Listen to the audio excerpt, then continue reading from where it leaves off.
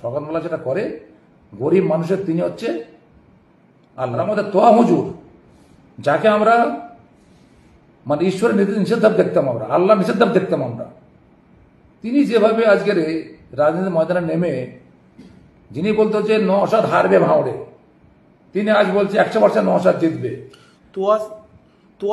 ক্যানিং পূর্ব থেকে সকালবেলা হারবে 99%। আমি বলছি যিনি হুজুর সাহেব শওকত মোল্লা আপনাদের মতন দালালি করে পয়সা নেয় না, যেটা আপনার ভাইপো করে ভাঁড়ে। আল্লাহর কালাম বেচে পয়সা নেয়, শওকত মোল্লা কিন্তু করে না। শওকত মোল্লা যেটা গরিব মানুষ কিভাবে উপকৃত হবে তার জন্য তিনি সারাদিন তিনি বিভিন্ন অফিস আদালতে ছুটে বেড়ায়।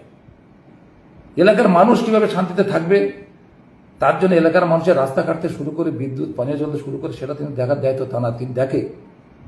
আপনারা কি করেন? আপনারা জলসার নাম করে হাজার টাকা নিয়ে চলে যান, জলসার নাম করে মানুষকে বোকা বানিয়ে চলে যান। আজকের ক্যানিং করে না, সকালবেলা যেটা করে গরিব মানুষের তিনি হচ্ছে আল্লাহ। আমাদের তোয়া হুজুর, যাকে আমরা মানে ঈশ্বরের নিষেধাজ্ঞা দেখতাম, আমরা আল্লাহ নিষেধাজ্ঞা দেখতাম আমরা, তিনি যেভাবে আজকের রাজনীতির ময়দানে নেমে যিনি বলতো যে নওশাদ হারবে ভাঁড়ে, তিনি আজ বলছে 100% নওশাদ জিতবে। ক্যানিং পূর্ব থেকে সকালবেলা হারবে 99%। আমি বলছি যিনি হুজুর সাহেব শওকত মোল্লা আপনাদের মতন দালালি করে পয়সা নেয় না, যেটা আপনার ভাইপো করে ভাঁড়ে। আল্লাহর কালাম বেচে পয়সা নেয়, শওকত মোল্লা কিন্তু করে না। শওকত মোল্লা যেটা গরিব মানুষ কিভাবে উপকৃত হবে তার জন্য তিনি সারাদিন তিনি বিভিন্ন অফিস আদালতে ছুটে বেড়ায়।